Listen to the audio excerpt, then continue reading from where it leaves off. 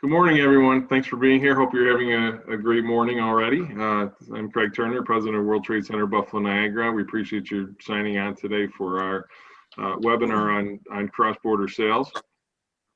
We have a great lineup for you. I'm going to keep my remarks really short because we have a lot to cover today. We have a great panel of experts. I'm going to give just a little quick ground rules for today. What we're going to do, we're going to have a series of presentations. If you've been on our webinars over the past several months, they're typically moderated conversations, but we're going to stray from that a little bit today for presentations because of the nature of the topic. We want to get you some concrete information that you can use. We hope as soon as you leave. So what we'll do with because we're doing presentations, we will hold questions until the end. So we've got time booked at the end of the session for a Q&A. That being said, if you want to put your question in the chat while the topic's on the table, so you don't forget, we can have kind of a lineup of questions to go towards the end. So appreciate everyone being here. Thanks for signing on. Here's the order for today real quick, and then we'll kick it right off. We're going to start with Rosanna Masucci from the U.S. Department of Commerce, who's going to talk about being strategic with your digital web presence. Then Kevin Jacobi is going to come in and talk about cross-border sales marketing tips and e-commerce. Kevin Jacobi from Canada BW. Logistics. Bob Lytle from Related Analytics is going to talk about using data to increase sales opportunities, and Bob's going to talk a little bit about our program that we have working with them. And then Eileen Martin from Mathias, Wexler, Friedman, and Zaynah Marani from Marani Law. I'm very excited about this. Are going to double team the presentation. We've had presentations on immigration into the U.S. with the restricted border and immigration into Canada with the restricted border. Today we're putting them together, and I give Eileen and Zaynah a lot of credit because I don't think it was probably easy to put to coordinate the presentation, so I'm excited to hear from them. But we've talked about this topic for a while. Obviously, it's been over a year now that there's been restrictions on the U.S.-Canada border here in the Buffalo Niagara region for non-essential travel. And while freight is doing well, it's caused a lot of challenges as I talked to some of the other World Trade Centers around the country, around both countries actually. We've kind of described it as putting a line right down the middle of their market and cutting it in half, and that's been a challenge. And we're looking at it today from the perspective of both. Yes, here's the challenge, which we've well documented. We've been in the media on it. We've had webinars, but now how do you get around it? How do you continue to do business across our border here in Buffalo Niagara? And we have a number of different ways that we're looking at doing that. So again, thank you for being here today. Put your questions in chat and we'll get to them at the end. But with that, I'm going to turn it over to Rosanna. Thank you. I'm going to share my screen. All right. Can you guys see my screen? Yeah. Okay. Looks good. Apparently I'm going to just go through the entire verifying Outlook now, which means something's going to happen. But thanks for the intro, and thanks for putting this program together. We have been at the department encouraging companies to do website globalization for a very long time. But it hasn't been until most recently that companies really see the necessity and the advantage of having websites that can attract overseas customers. So today we're going to think about, knowing what you want your website to do for you, having those targeted group of countries that you really want to focus on instead of trying to be everything for everyone, using search engines to make sure that companies or potential customers can find you, focusing in on the products that you want to highlight for whichever regions you want to enter into, and then targeted translation for being able to translate your website without it becoming an overwhelming for you and your business, okay? So the first thing that you want to do once you've decided what you want your website to do is making sure that people are actually finding you. So getting customers to your website. Who are you trying to reach? Are you looking for potential distributors and representatives? Are you focusing on end users and you want to do more business to consumer selling? And which countries are you targeting? Once you take a look at that, figure out if you're trying to just do some business development. So not only finding potential distributors and reps or possible end users, or are you also offering services to current customers on your website to support sales that you've already made or provide service to customers that you already have? Or are you trying to go for that full e-commerce, make a sale on a website, ship something out to people kind of thing? So understanding how you want your website to function is the first step in knowing how you need to set your website up. All right, so making sure that your customers can find you. I'm sure you're all familiar with search engine optimization. Recognize that obviously Google and Yahoo and Bing to a certain extent now too are search engines that are pretty universal throughout the world. But if you are targeting different markets where those search engines are not necessarily used, for instance, China, Google cannot be used in China, understanding what the algorithms are so that if someone is searching for products that you can offer or services that you can offer, that they're still going to be able to find your product. Know that people search in their native languages, even if they're fluent in English. If you are focusing on engineers that you'd like to sell to, understand that when they do their searches, they're using their own languages. So if your website is not optimized in those target markets where you'd like to sell your product for that language, then it's going to be harder for people to find you. And you should also consider using paid ads to complement any organic search results that people will find you under. So this is the fancy slide-in screen. So if you're targeting the Chinese market, understand that Baidu is the search engine that most people are going to be using. If you're targeting the South Korean market, then their most popular search engine is called Naver. To update on an organic search that someone has, it's really important to have updated content.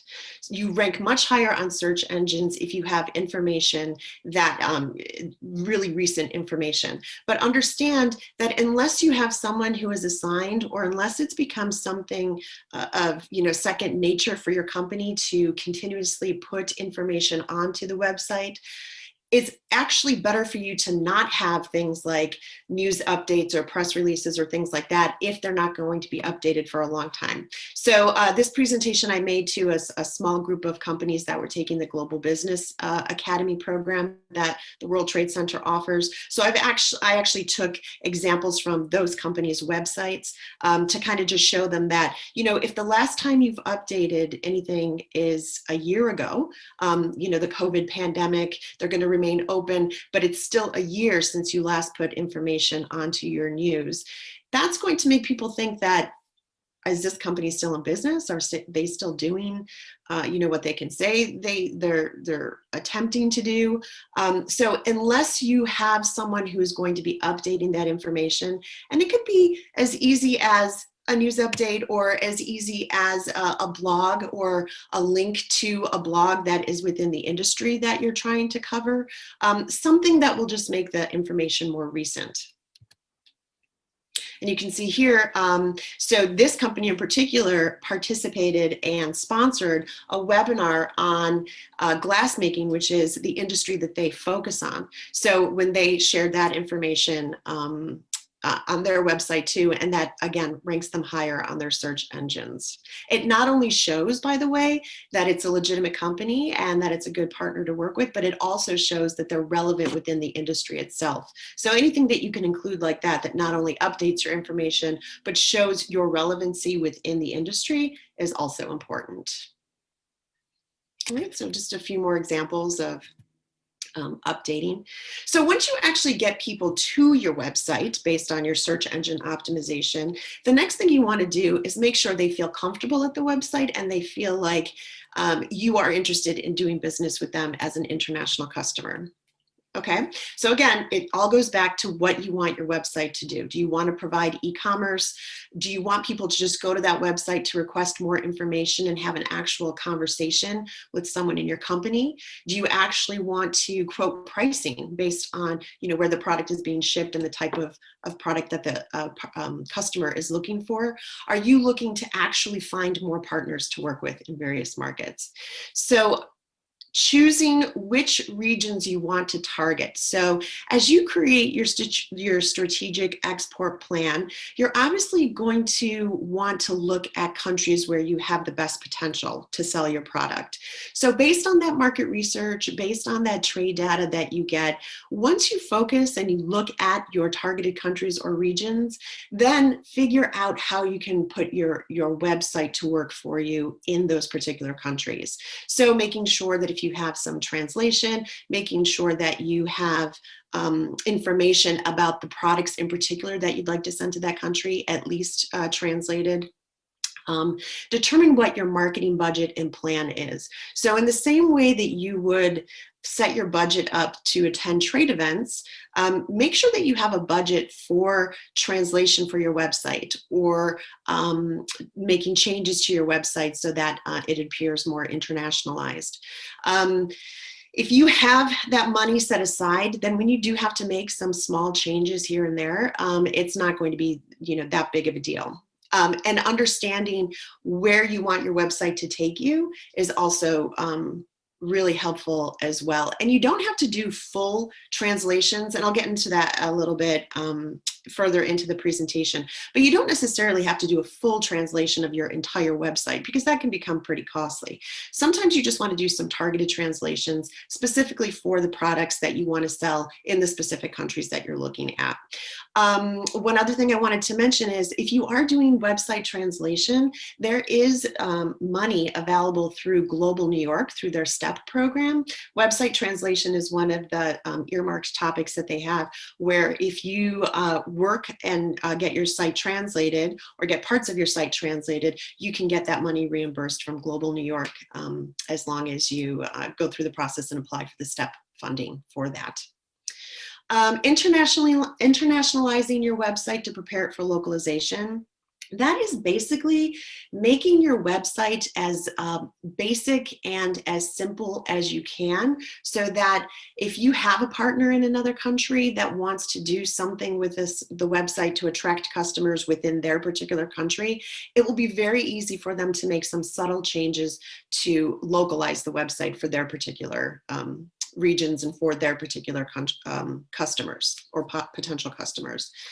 You want to make sure that you're setting out clear terms and conditions. So if you have warranties, refunds, service agreements, things like that, if you can't provide those to your international customers, you want to make that clear. But if you can provide them to your international customers as well as your domestic customers, make sure that's set out as well. And make sure you have a process in place if someone does have to return a product for warranty that that's under warranty, that you have that you've worked with your freight forwarder or with your customs broker so that that product can come back from wherever, be worked on and then sent back. And that if you have to absorb those costs or if your customer has to absorb those costs, that is set out in your terms and conditions clearly. You'd like to use up-close photographs and videos of your products, but you want to make sure you're recognizing the fact that bandwidth issues are different in different countries. So if you have a very graphic heavy or a video heavy website, it might take longer for that to load in certain markets. Understand that customers are sometimes using their phones or their iPads or other mobile devices that they might have to look at your website. So make sure it's reactive to optimize viewing if they're on their computer screen or if they are on their phone or iPad or whatever device they're using using to look up the information about your company. So having links to a YouTube channel that maybe presents additional information on, installation or use of your product or something like that, versus having that load up right on the first page when when somebody comes to your website. Having a way for someone to opt out of that, just so that so it doesn't take up all of their bandwidth to get your website on their screen, is probably a good idea to think about. And also think about how people are going to contact you.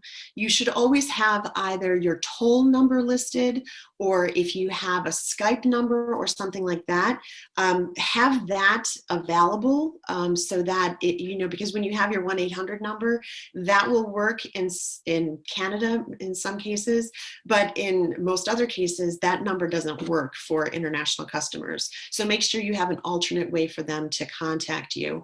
Or if you don't have someone in your company that is prepared to, speak to someone from Spain or Latin America, or someone from, China or whatever, then have an alternative way for them to contact you, either through email or through a form on your website.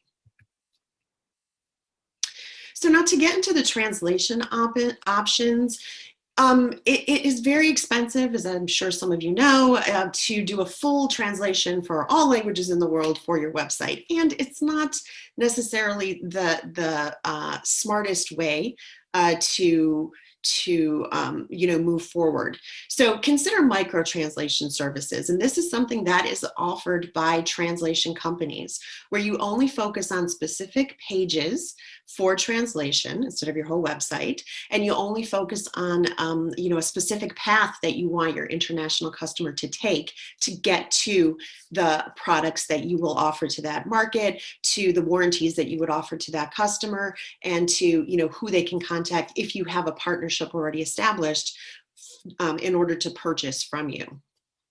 In that particular market. So having a very clear path of how you want the customer to proceed based on what they're looking for and where they are coming from is an important way to kind of, make the whole process a little bit easier for them.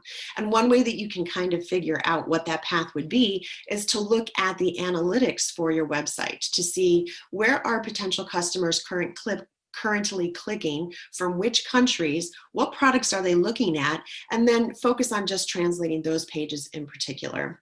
If you cannot afford to even do a micro translation, which is perfectly fine and perfectly acceptable considering, a lot of resources are going to other things right now, then think about putting a Google Translate at the top of your homepage.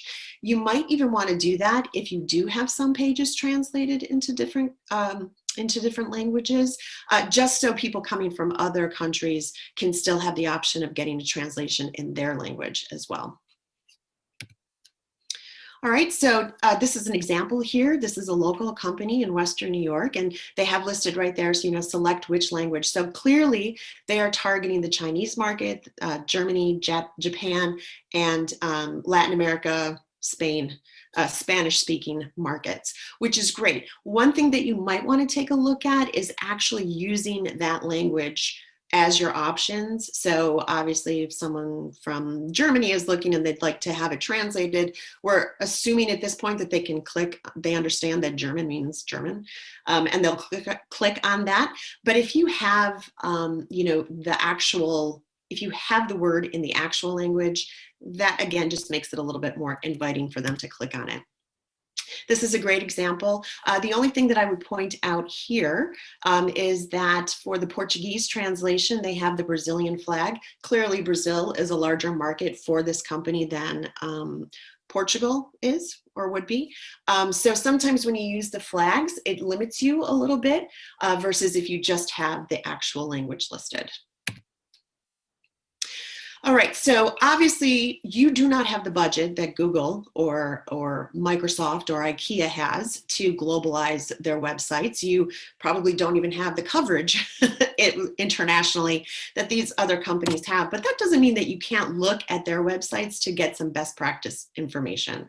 So this is the list of, website globalization report cards from, the link is at the bottom there for the website that I got this information from.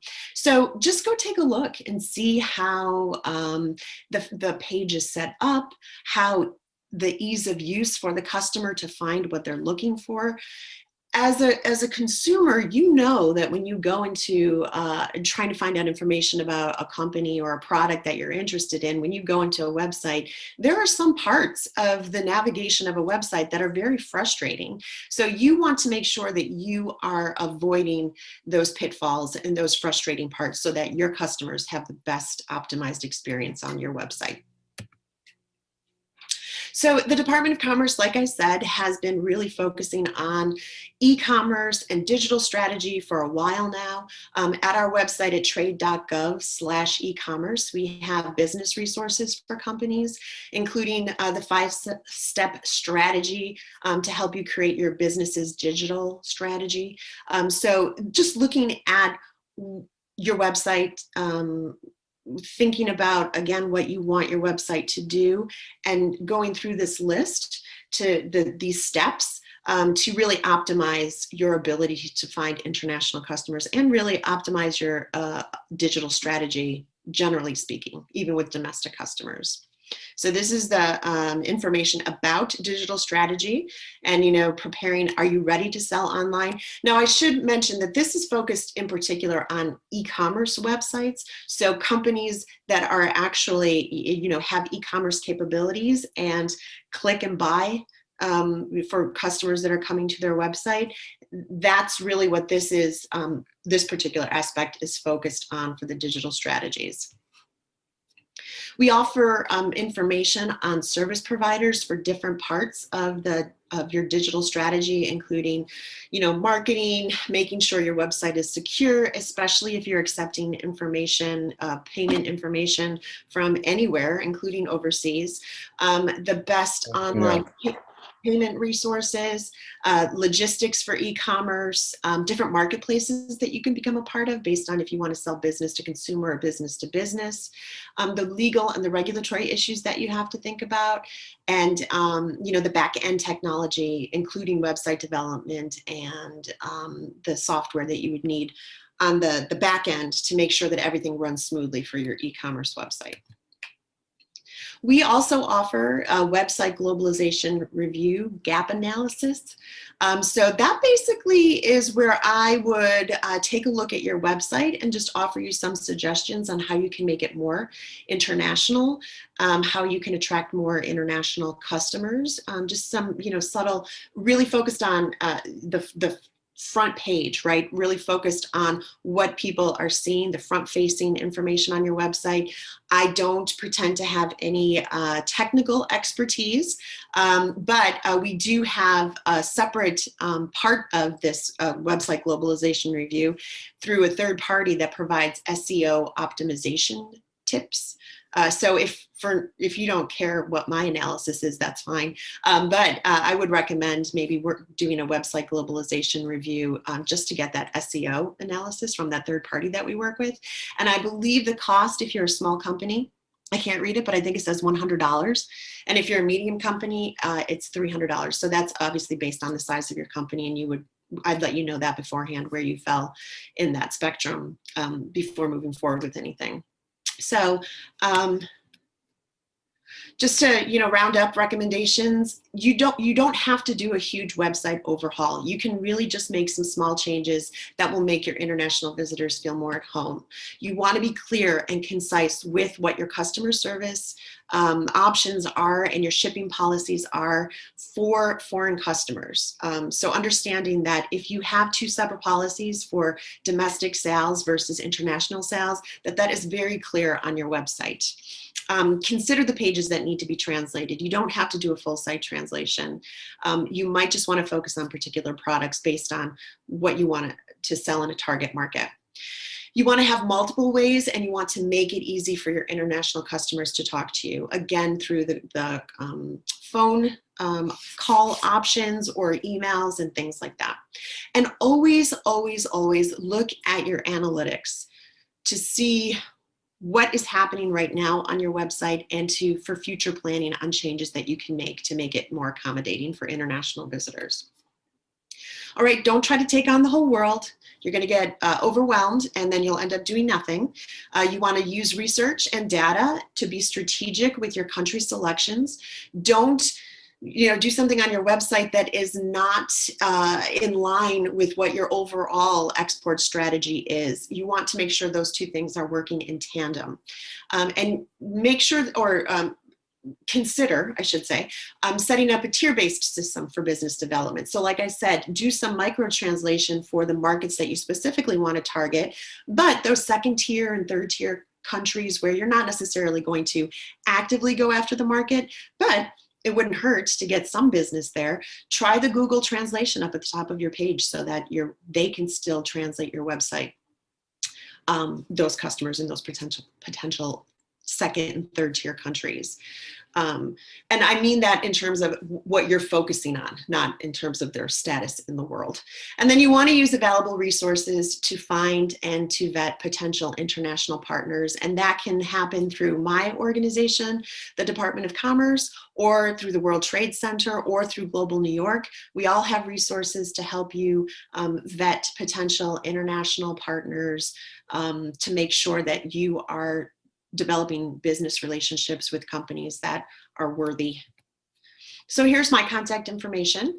If anyone would like to learn more about the website analysis, globalization analysis, please feel free to give me a call or send me a quick email, and we can talk about it a little bit more and see if it's something that you would be interested in working on. That's it. Thanks. Thanks so much, Rosanna. Sure. So Rosanna will be around for the end for questions too. Like I said, if you want to drop questions in chat or just keep them to yourself, and for now we will we'll have that time at the end. While Kevin gets set up, we're going to bring on Kevin Jacobi from Canada BW next. Who's going to talk about, now that our website is set up, cross-border sales and marketing tips, including e-commerce. I want to mention that some of the topics that we have on the docket today are included in both our Trade Accelerator program on the Canadian side and our Global Business Academy on the U.S. side. In fact, a lot of this came out of a day that we did several weeks ago in the Global Business Academy, where we had these topics in a row, and each of our speakers here had about 10 minutes to get through their presentation. So we thought it flowed very well and told a very nice story, especially given the state of the border right now, and thought it was worth giving them some more time and expanding on the topic. So we appreciate them coming back and revisiting for us.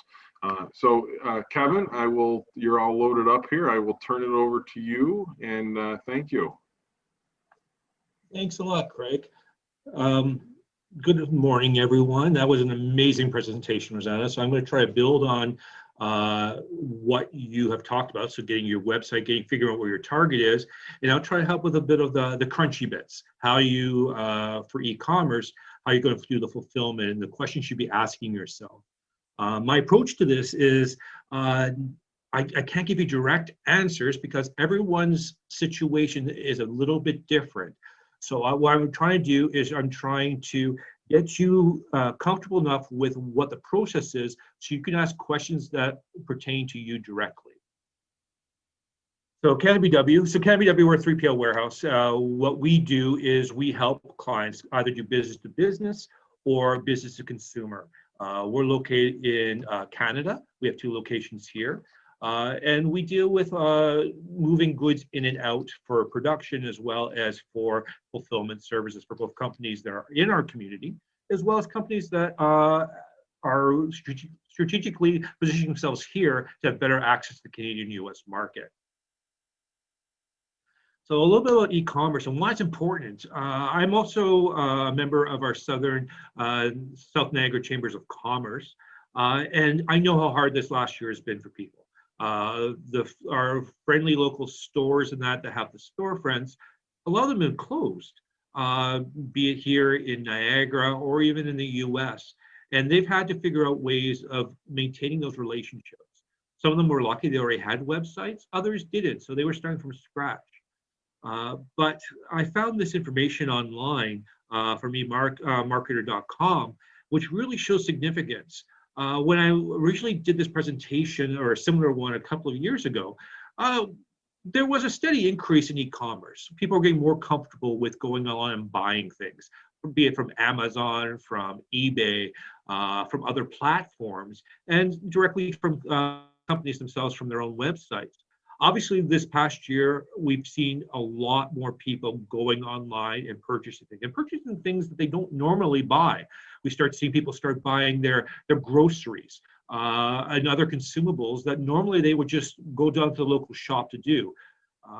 So people that were resistant to online shopping now have actually had to do it out of necessity. And the question is now is, will they actually go back, or will this now be the new normal? And that's a question that a lot of our smaller companies are trying to figure out, is how do they position themselves for this quote unquote new normal? So why do people shop online? Well, the reason is a lot of times it's convenience. You're able to shop on your terms and your time. Instead of having to worry about when the store opens up or when it closes, you can shop for the most part 24/7.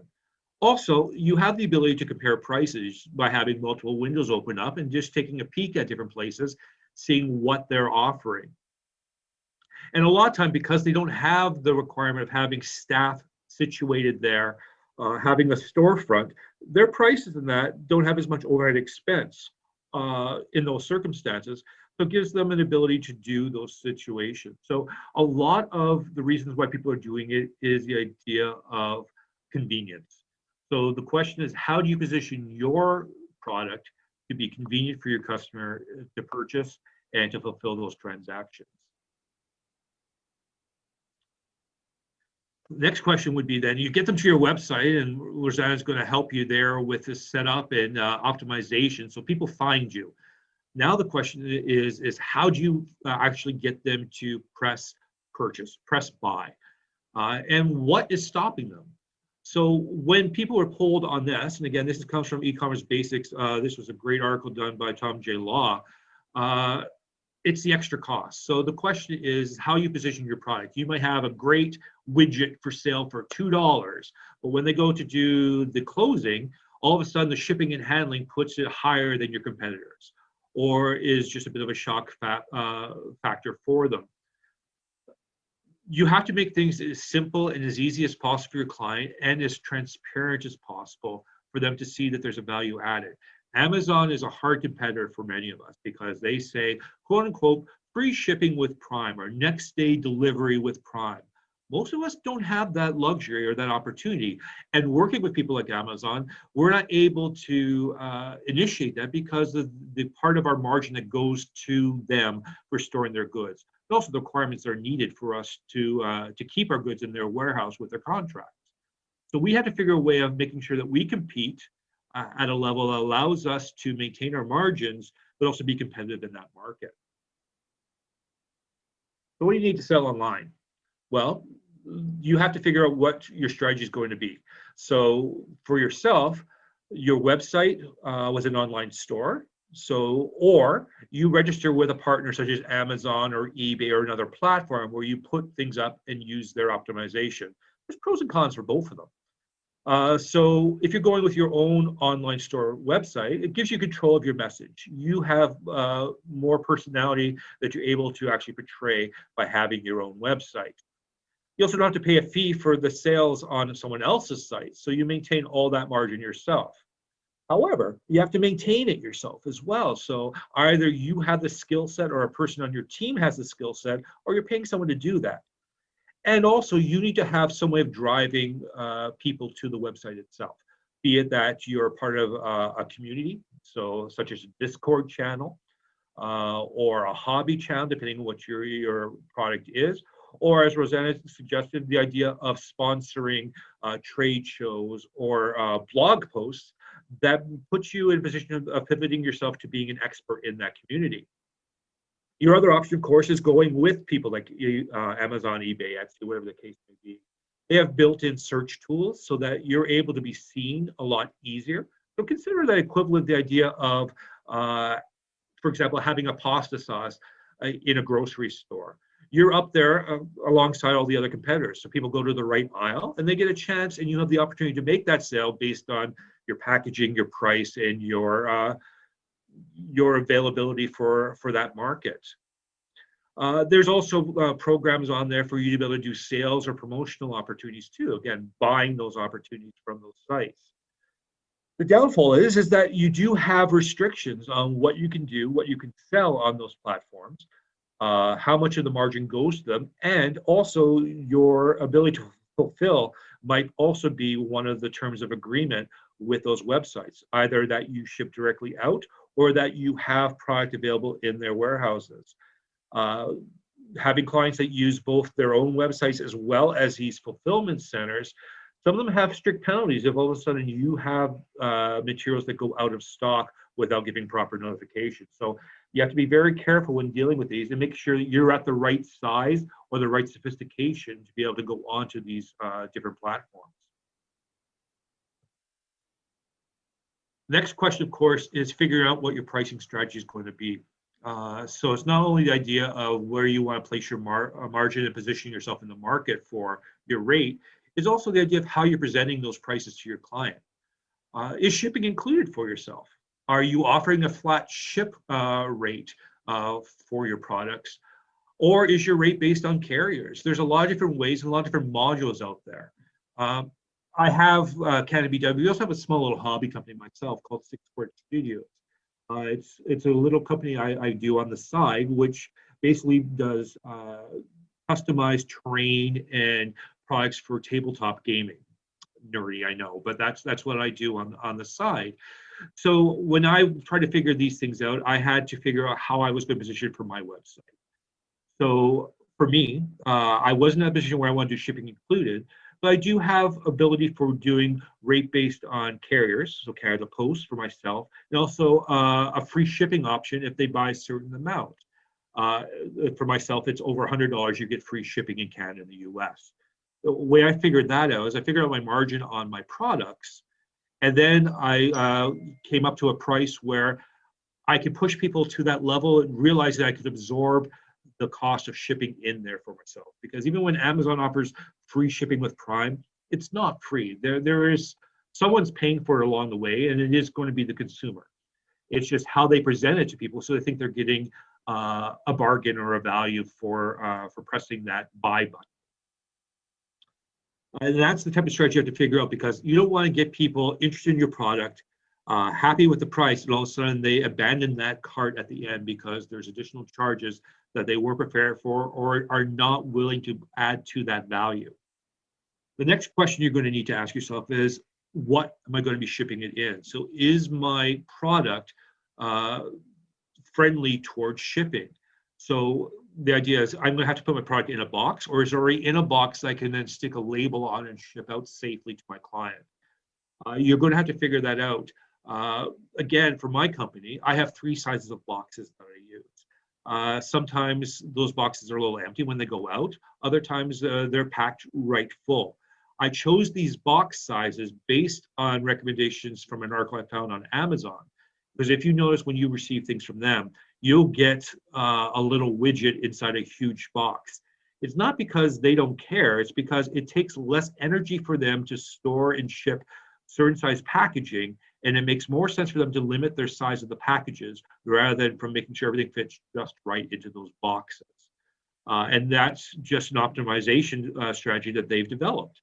You can do the same thing for your product. Once you understand what products you're selling, what's the tendency of people grouping things together, to figure out what your optimized box rates are. There are a lot of articles online, or companies such as myself or other groups out there that do fulfillment that will help you with that strategy. The idea of maintaining a smaller grouping of box sizes is it gives you more buying power that way. So instead of having to buy 10 different size boxes and paying a premium because you don't need to buy a large volume of any one of them in particular, you reduce that down to 2 or 3 box sizes. you can then get a volume discount much more easy with your corrugate suppliers. And the other question too is what your product is. So what does your customer expect in shipping materials? I have one client that does things that are organic and are going towards a crowd that are very environmentally conscious. They will not be shipping out in a highly stylized box with multiple colors of print on there and a gloss finish, because that's not what the client is interested in. They want something that's recyclable, that's biodegradable, and that shows an effort to be part of a solution for environmental change. So they opt for a plain craft box that they ship things in that can either be reused by the client or can easily be put into a composter or into the recycle bin. Whereas other companies, which are going for high-end prestige, may invest in that because they want to use the box's branding when it gets there. Amazon is kind of a bit of both. They do use something that is recyclable, compostable, but it also is highly targeted towards their status of Prime, their status is Amazon. So it acts as advertising. So when people see those things coming through to their neighborhoods, they realize someone just bought from Amazon. The next question you have too is expectations on delivery time. Now, this is something that's changed quite drastically over this past year, as we've seen major delays. Even Amazon Prime, their next day delivery could end up going over a week at this point, with caveats now being placed on their websites based on expectations and requirements. A lot of this is to deal with the idea of bottlenecks. So during COVID, we had challenges where these centers where packages would be consolidated had a COVID outbreak and shut them down. For the past 30 years, we've always been taught about the idea of maximizing our buying potential by minimizing the number of places where we buy. So grouping things together, streamlining our inventory, having things just in time. These made us very vulnerable during this outbreak, because if one of our nodes in the supply chain break down, our entire supply chain broke down. We saw people that were using strictly just one carrier, such as UPS, for example, all of a sudden find out that they weren't getting pickups because the node was closed down. And when they tried to go to a competitor such as Purelator or FedEx, many of those competitors were not accepting new clients because of the pressures they were already having from their existing client base. So a strategy where I would say I would have given in 2019, which is maximize yourself to one or two carriers total, has now pivoted a bit to the idea of make sure you do have a backup plan and you have a relationship with more than one carrier, because you may find yourself needing to change over your platform quickly based on challenges in that supply chain. The other question too is figure out your delivery time based on proximity to market. Rosanna spoke about the idea of international sales, which is always an amazing thing to be able to accomplish. But when you're first starting on e-commerce, you want to deal with your proximity to your local markets. And then for myself being a border community, into the US as well, figuring out those markets, build expertise, build your base, and then be able to expand out to those other markets. Not only does it help you with the idea of shipping, expertise, and pricing, it also helps with you targeting your advertising online as well. You have to decide whether you do have the expertise and the things you have are available to ship internationally. We're very lucky in North America having our Free Trade Act, which allows us to ship across the board without having to go through customs paperwork and adding the extra values for most products. Again, you have to check with your customs broker or your fulfillment center to make sure that you qualify for that quote unquote free trade shipping, either coming into Canada or exporting from Canada, and vice versa, of course, for the US. In general, for Canadian companies, there's a great opportunity to access the US market, and most things, if the value of the goods going to the US is under $800 US, it's a simple declaration form rather than full customs paperwork. Similarly, there is a tier level for the US coming to Canada, which I believe still is at the 120 mark for most products as well. Again, there are exceptions to that rule. So you just have to make sure that you qualify under those and realize that on your website when determining what the actual costs are going. There's no sense making a sale if it costs you money. So how do you get those best shipping costs? Again, we talked about the idea of balancing your parcel rates and shipping charges with the amount of carriers that you use. Also, too, it's volume, because many carriers then offer you a volume discount. If you're an established company that already has a track record, so you already know how much you're spending per year and how much it is, it's easier getting those discount rates from whichever carrier you choose, be it a postal service or one of the courier companies. If you don't have the rates, you're starting in that market, there's a way still leveling that playing field. And that is going with other companies, such as fulfillment centers, who group small, medium-sized companies together to get a larger volume discount rate. In turn, they give that rate to their clients and keep a few points for themselves as well, or do it in their value-added services where they make their money. There's also online services that do that same sort of consolidation. In Canada, there's a company called eShipper.com, for example, that allow you to sign up with their services, and offers you different platforms to ship your products. They give you a better rate than what you would get over the counter with Purelator or FedEx and the other courier companies, and allow you to build up your client base until you're at a point where you have enough momentum yourself to get those rates yourself. You also want to make sure you understand who you're selling to, because again, different courier companies have expertise in different markets. So some are better at urban areas versus rural areas. Others have targeted lanes, again, so it might be the GTA, whereas other companies may give you a better advantage when shipping out to the East or West Coast. There's also a difference in companies whether or not they give you a better value for shipping from consumer, so from your business to a household compared to a business. So if you're doing primarily business to business, perhaps someone like a Purelator or FedEx would be a better choice for you. If you're going to business to household, they have extra fees that are charged to you to go to those places, whereas companies such as UPS may be a better option for those. Again, you have to realize who your market is to make a better choice that way. The other question too is, if something goes wrong, you need to return it, are you set up for that? So if you're dealing domestically, it's much easier for you to get that back or have it abandoned, depending which way you choose to go for your product and what you're selling. If you're dealing internationally, again, fulfillment houses give you that opportunity to have a place within that domestic market to receive your returns, consolidate them, and ship them back to you at an appropriate time to minimize your costs on those returns. Because again, returns, you may be having to cover that shipping, you may have that shipping covered by your client, but in the end, you still have to figure out what those costs are and how it's going to impact your margin overall.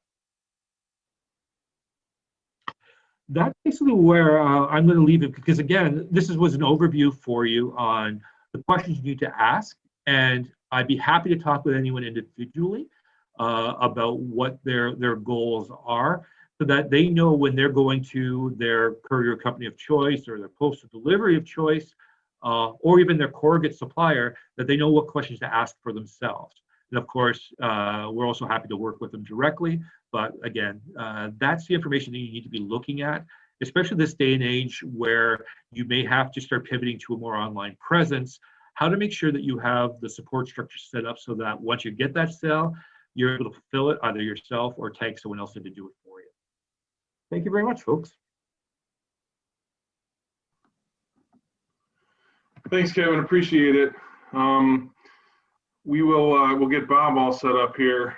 Bob Lytle, who is our partner with Related Analytics, is going to be talking about using data to increase sales opportunities. So we partnered with Bob and Related Analytics, actually started the conversation prior to COVID, thinking about companies being able to fine-tune their targeting and looking into global markets, not really knowing that it was going to become what we talked about with Bob was going to become actually even more important over the last 12 months. So we got together and put together a program, and even just looking in our region, obviously World Trade Center members are doing business all over the globe, but even just looking in our region, which is kind of the premise of today, not being able to cross the border to go to networking events, not being able to do knock on doors and make sales calls and things like that, it has become increasingly important to know who you're talking to when you're planning your marketing resources. So we're very pleased to be working with Bob and looking forward to your presentation today. Excellent. Thanks, Craig. And it's great to see some old and some new faces on the call here. I know we've got a mixed crowd of folks who both are service providers and some in the manufacturing of product and transport of products. It's also great to have some friendly faces from crowds who have helped us along. I see Dolores on the line. I see Rachel on the US side on the line. As a Canadian startup, starting in Niagara and then making the hop over to the Buffalo area, it's been excellent to have you by our side to help us grow our own business. And so in a lot of ways, what I'm going to show you is how we do business development ourselves. And keep in mind, whether you're in the service side or the product creation side or in the providing business support side, everybody needs to know something more about their target market.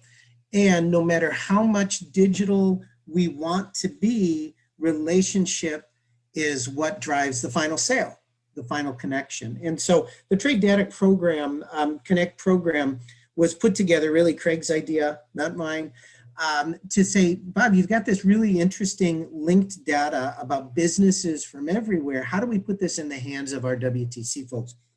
And so we're not going to talk about the program as much as the data underlying that and how you can use it. One of the things I want to do today is show you, no matter what your job is, how you can be a data sleuth yourself. This is how we do our work.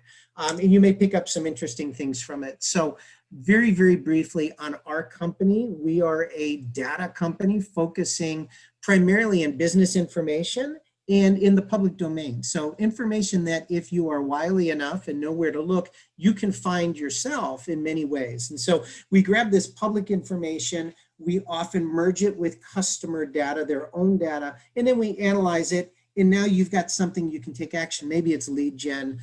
You'll see some examples here of market assessment. You'll see at least one example of, maybe on the other side of our business, risk management and entities needing to investigate businesses and what's happening. So all of that is powered by the concept of linked information.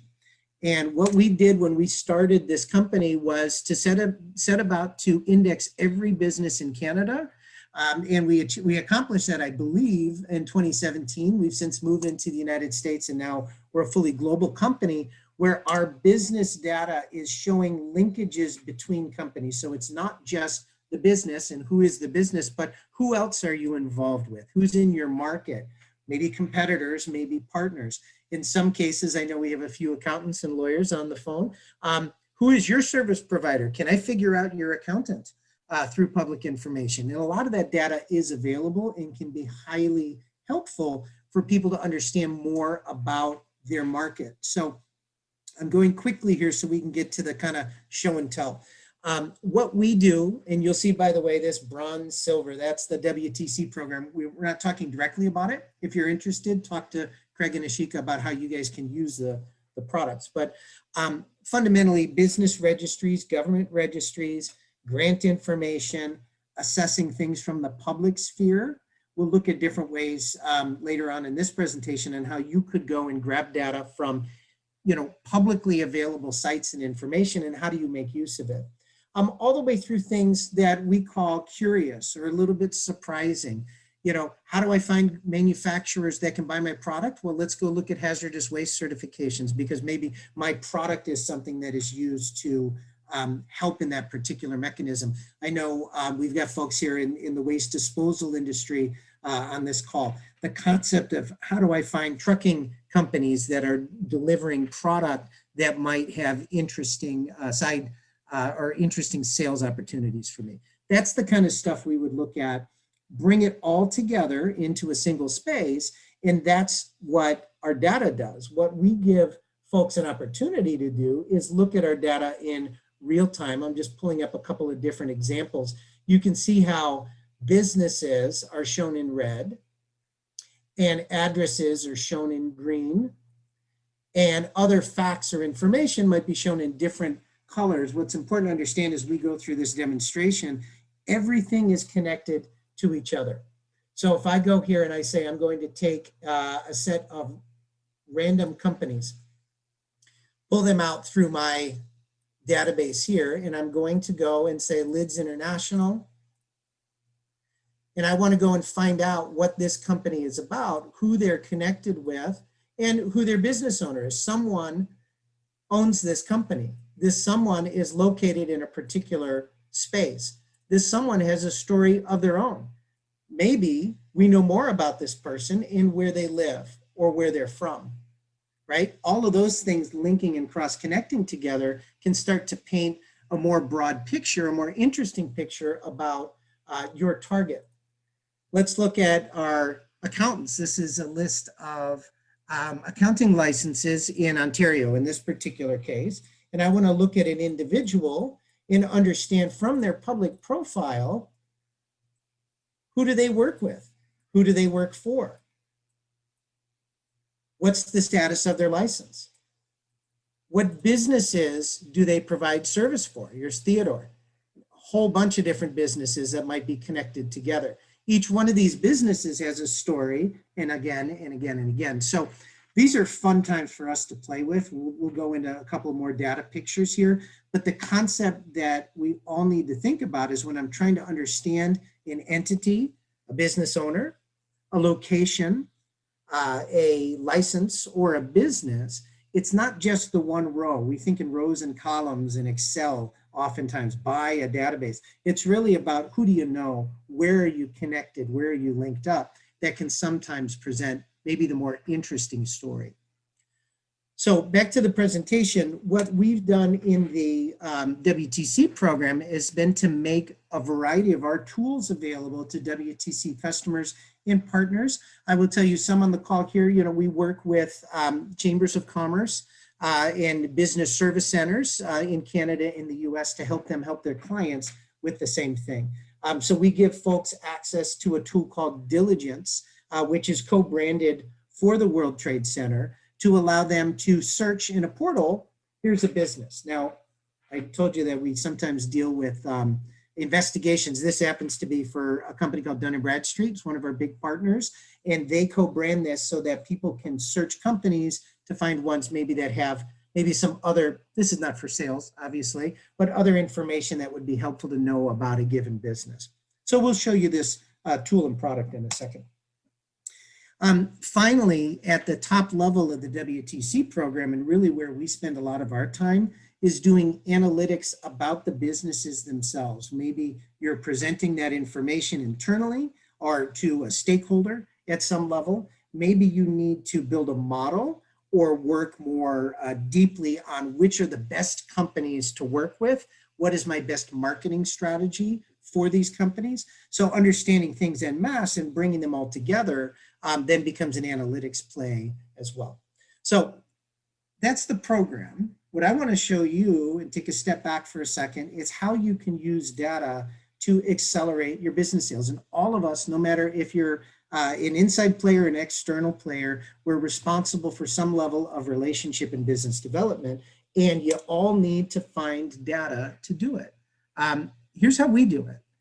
And you'll see across the top, sorry about this, that's a purchase down there, the different types of data: open data, internet information, data you purchase, data that's restricted, or data that is very tightly defined to you. So if you think in your own mind, right, where could you go to get information? Most people will say, well, I'm going to go to Google, right? I want to find some data about this business. I'll go search their website. Perfectly reasonable. What if you don't know the company itself, right? You might go to a trusted data source. So one of the ones that is a favorite for us is data.gov. It's an open data set delivered by the United States government. There's one that's great from the Canadian side as well. Hold on one second.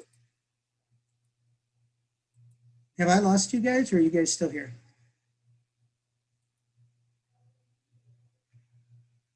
Craig, can you guys hear me? Yeah, you're good, Bob. I just had to unmute. You're good. Something happened with my screen. Oh, the PowerPoint is gone though. There you go. Can we see the screen now? Not yet. It's coming. Hold on. Here it comes. There There it it is. comes. We got it? Yep, you're good. All right, so just hate to go backwards. Did you guys see this slide? Do it again. I think it went off like right before that. Isn't that interesting? All right. Sorry about this, guys. Nobody wants slides anyway. All right, so here and share. There you go. You see the slide now? Yep. Okay. Got it. So let's take a look at data.gov. And data.gov is a great place to start if you're looking for information, you don't know where to go, right? I'm going to start and simply say manufacturer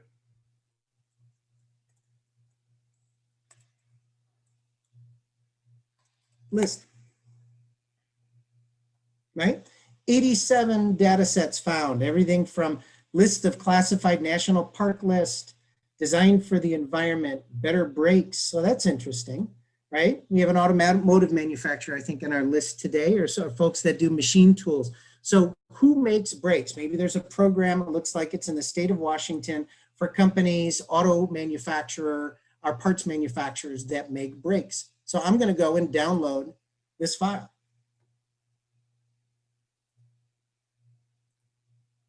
Now I'll open it up and I'll say, great. So knowing nothing else about anything else these companies do, I've now found what looks to be 150 brake manufacturers that work inside the state of Washington at a minimum. Maybe I've got a product for brake manufacturers.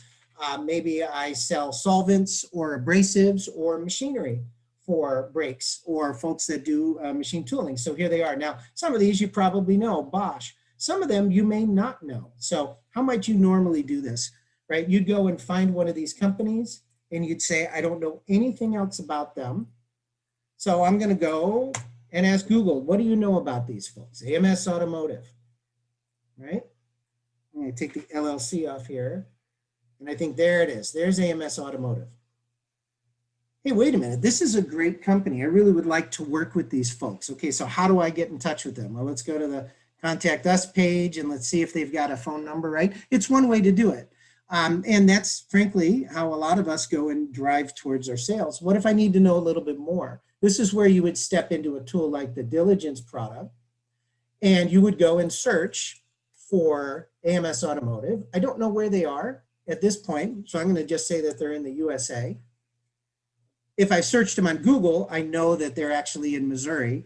And now I look at them and I've got a little bit of a dossier here, understand what they do, relative size. Guess what? There's the CEO. Here's a phone number. All right, now I've got a little bit more intel. Maybe here's some information about their clutches or folks who use them and so on. So bringing all the information together, now as a salesperson, I can jump and go right into that. Now, fundamentally, there's no difference for any business in the world to be able to search in a tool like this. And there are certainly lots of products out there for it. So think about what you did though. You started with the free data, you used the free search engine, and once you winnowed it down, you said, now I want to go in and get enough information to go and make a plug, make a sale, go in and dig in on these folks, Better Business Bureau rating. That's exactly the process of data investigation. And what's important to understand is that there's lots and lots of information out there. It's waiting for you to take advantage of it. Companies like ours are built on the back of this sort of data. So if I were to, for instance, say I'm in the transport and logistics space, and I want to find companies that do cross-border trucking, I'd go to the Federal Motor Carrier Safety Information and look what I can get. I can get every motor carrier with their current license and how to contact them right from the US government.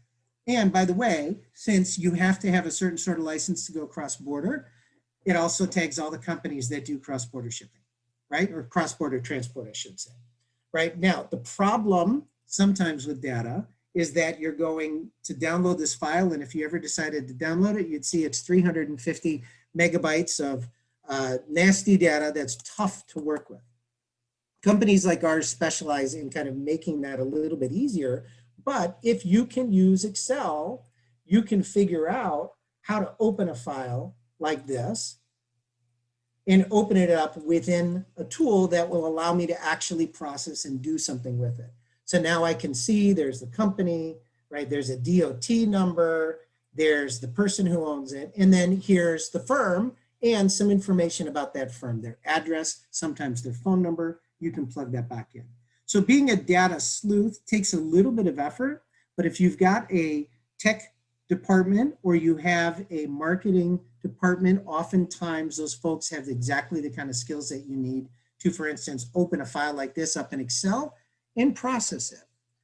On our side, what we do with files like this is to bring them in and dig in a little bit deeper and ask the question like, well, show me all of the truck driver entities in a specific location.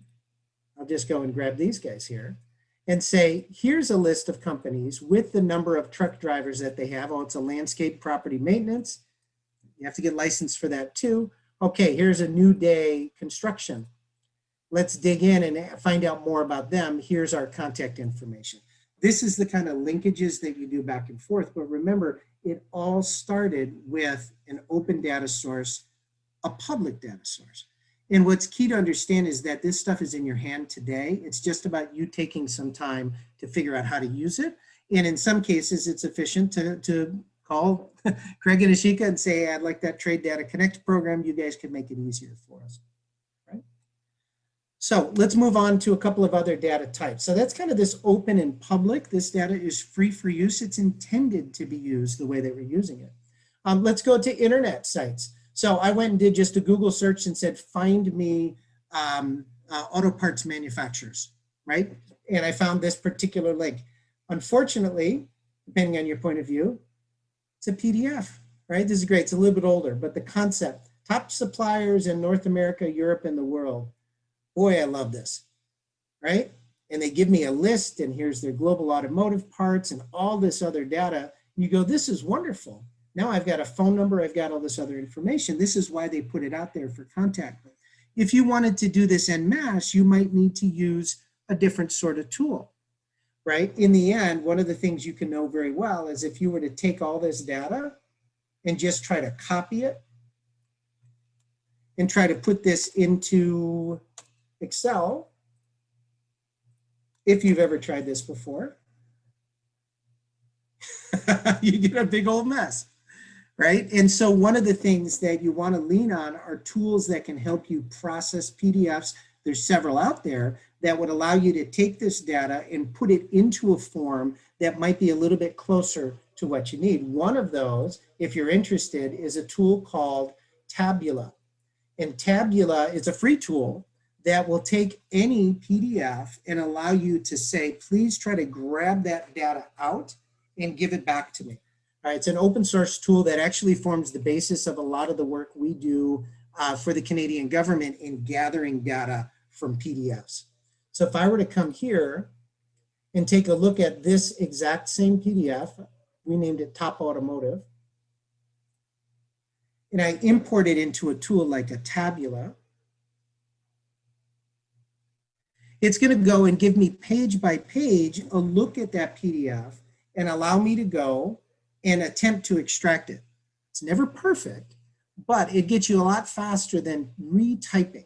And your staff will love you if you give them the assignment to say, give me this list. So here's that list again, right? And what I want to do is attempt to, and I'm really going to attempt, we're going to see how good we get. I'm going to attempt to grab this data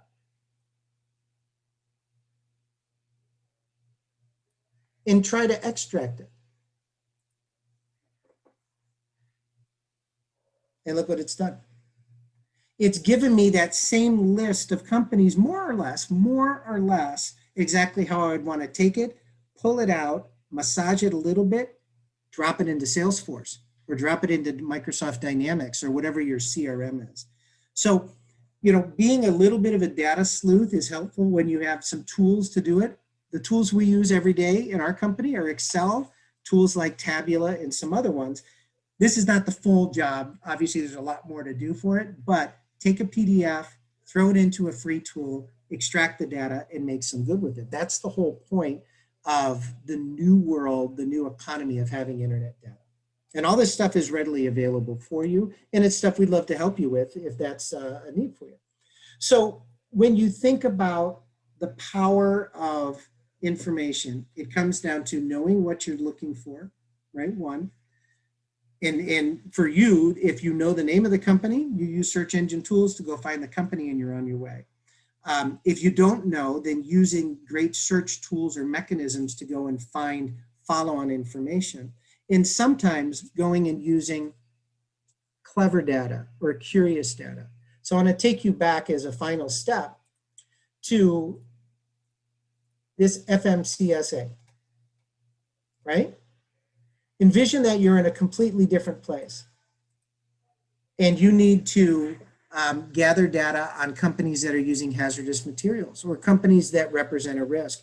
Maybe, who knows, even an insurance company who wants to understand more about the risk of working with a company. All the crash information is available there too. All the inspection information is available there too.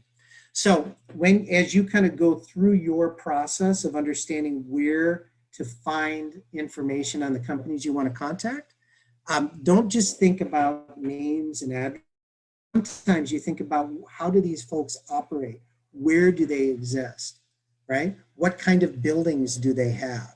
And oftentimes going in from the side gets you the information that can translate some curious data into something that's very powerful for contacting in business.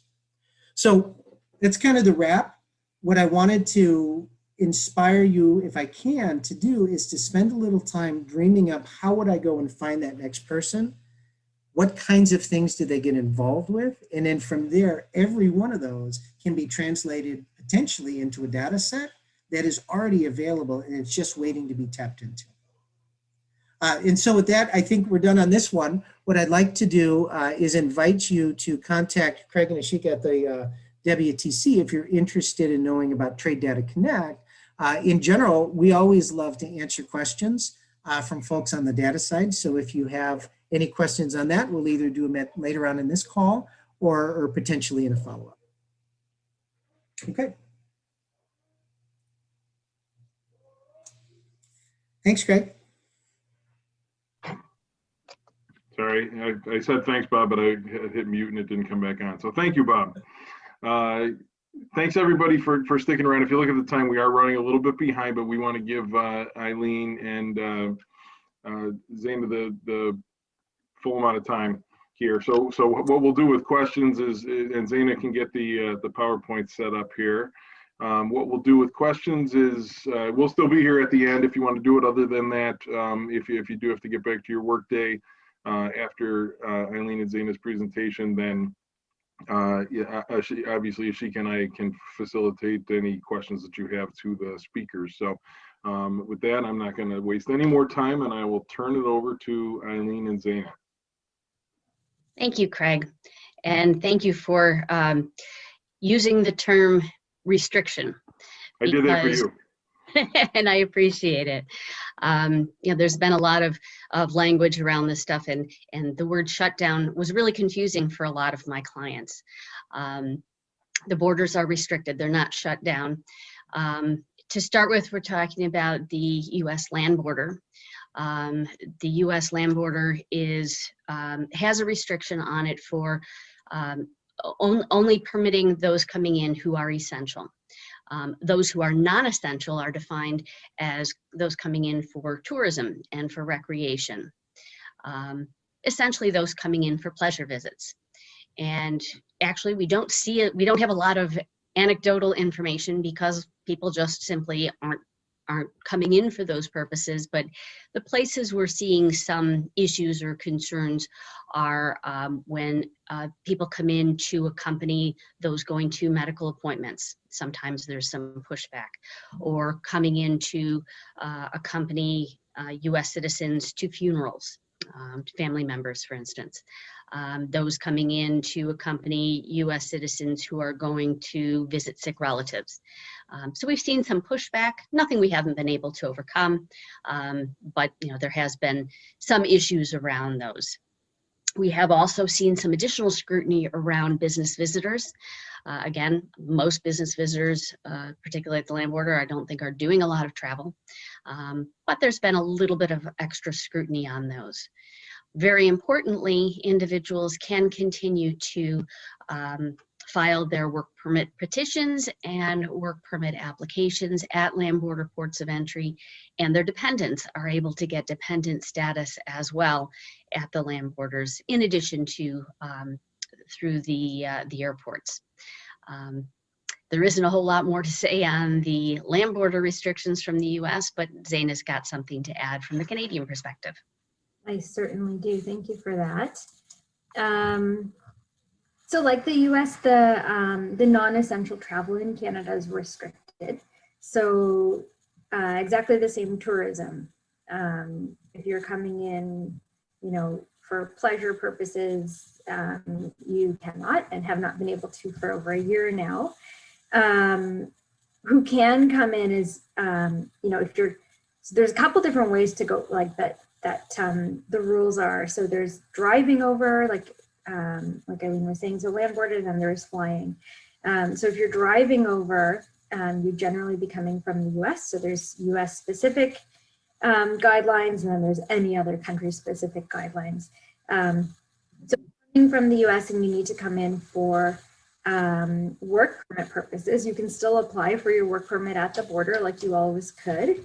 And you know, you'll have to go through the whole, you know, aside from the application, we have to present quarantine plans or quarantine exemptions, you know, make sure that you download the proper apps and the tracing mechanisms and so on and so forth. So while, you know, in terms of business, the border is sort of open as usual, it's significantly more complicated. And I'll go through the steps really quickly. I know we don't have a lot of time, but I'll run through exactly what needs to be followed, like the protocol in terms of COVID. In terms of who else can come in aside from workers, so their family members can come in and also have to quarantine. And I know that, you know, sometimes business visitors are hit and miss. We actually had one of our clients decided to try and bring in a business visitor on their own yesterday and apply for a quarantine exemption. And they didn't even tell us until the guy was obviously stuck at the border and turned around, at which point we got a panicked call. Business visitors can come in, but you need to come in with the right documentation. In fact, interestingly enough, it's the second time they tried to do this, and both times they were refused and panicked. And then they come to us, and then we have to put a whole package together and bring them in, you know, loaded with documentation. So while open, we have to obviously adhere to additional precautions. When you come in right now through the land borders, there's a Arrive Can app. So you need to, I don't know, that this looks a bit funny here. I don't know why it looks like that. But you need to download the app. You have to prepare your quarantine plan, put your quarantine plan in there. And then you've got to have a PCR molecular, not rapid COVID test within 72 hours prior to entering. And then when you come in, there's another COVID test. And then at the end of your, if you're not exempt, at the end of your 14-day quarantine plan, there's around day 10, there's a COVID test that you have to take again. So it is, it's an interesting process. It's not impossible. We have people coming in every day, but it's certainly more to navigate than it used to be. And then once you come in, you have to go directly to your place of quarantine. You have to report daily through the Arrive Can app. And definitely officers are knocking on doors to make sure that people are where they say they will be. And then again, you take the rapid COVID test. They'll give you a kit with all the instructions when you come in, and you have to take that again around day 10. So lots of fun in terms of, there's 3 tests, and it's yeah, interesting times for people. It's certainly not, I mean, there's still a lot of people crossing for work and business purposes, but it's different now. I'd say it's more, you know, it used to be that you just apply at the border and you come in, and so our job was to prepare that package for you know, just that application package. But even more than that now, our focus is on, you know, all the COVID hoops, making sure everyone's prepared. How do you get in? How do you know when to take the test? Where do you go? And all these things. So it's, yeah, it's an interesting, very interesting time for us. And in terms of the exemptions to the quarantine, especially particularly at the borders like Fort Erie and Buffalo, so if you've got, like, if you live in Fort Erie, for example, and you work in Buffalo and you have to cross every day for work purposes, that could be considered, you might be exempt from the quarantine. So, you know, in that case, you're not going to have to do that pre-arrival test. You won't have to do the post-arrival test or the 14-day quarantine or the quarantine plan. So a lot of that would be exempt. What we have been finding is if you're not crossing, you know, at least weekly, if you're even crossing, you know, every 2 weeks to go, because a lot of people don't go to the office anymore, but that's causing a problem with the exemptions. So if you want to be exempt and you're, you know, you're working in one country, living in the other, you need to be crossing with it regularly. And other types of quarantine exemptions. So there's medical and healthcare, or there's trade and transport. So all of your truck drivers, there's technicians and specialists. So if you're working to maintain or repair or install equipment in a critical, for critical infrastructure, like IT, it could be finance, it could be health, it could be food. So those are like the critical industries that we have. You know, you can go to the border with very in-depth exemption submissions, and either the BSO, the Border Services offices, or would make a decision, or they would send you to a public health agency officer who, if not at the border at that time, they would at least have them on call so they can make the final decision on that. And in that case, again, you would be exempt from quarantine, and you wouldn't need to, you know, to do all the additional testing as well. Did you want to talk about the air? Absolutely. Okay. So entering the US by air right now, you have to have a negative COVID test in order to get on the airplane. These can be very expensive abroad, sometimes more expensive than the air travel. There are, however, no restrictions, no essentiality test. So visitors can come in, workers, lawful permanent residents, green card holders, and US citizens. This kind of points out something that was in some of the newspapers locally, why people were taking helicopters from Canada into the US, some of the snowbirds, and having their vehicles then sent over. If you're coming in by air, there is no essentiality test. So, you know, that it's pretty much business as usual, other than the negative COVID test. Let me complicate that a bit on the Canadian side then. Oh, sorry, there is your other. Sure, not much to talk about here because there is no federal quarantine. There are some that are state, regional, local, and they do change regularly. So keeping up with all of the requirements is important. We direct people to websites because they're changing all the time, and you know, there isn't really any other way for us to keep up with them or for others, but it is important. That's a real important difference between Canada and the US is federally, there is no quarantine required. So on our side, we have our entry procedure by air is very similar to by land. But I guess the one kicker, actually, there's two things that are really important to know. So the one is that unless exempt, and the exemptions are the same. So basically the travel restrictions are the same. There's no tourism at all. You can come in for work purposes, but, or if you're a family member, or you know, if you have to attend a funeral, but you cannot visit. Before you get on your plane to come into Canada, you have to book a 3-night government approved hotel stay. So basically what happens is when you land, you'll be taking another COVID test at the border. And from there, you have to go directly to your hotel. I've heard some interesting things about the hotels. I've also heard from my clients that it can take hours and hours and hours and multiple calls to get through to actually book your hotel stay. So I had a client who was on hold for 3 hours, 3 times before he could finally get through. So if traveling, ensure that you or anyone you know reserves a lot of time to try and book that hotel stay.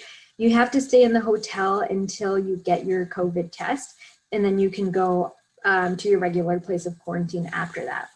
In terms of transport to and from the hotel, it has to be a private vehicle. So if you have your own vehicle, great. Otherwise, it could be like a taxi or a limo.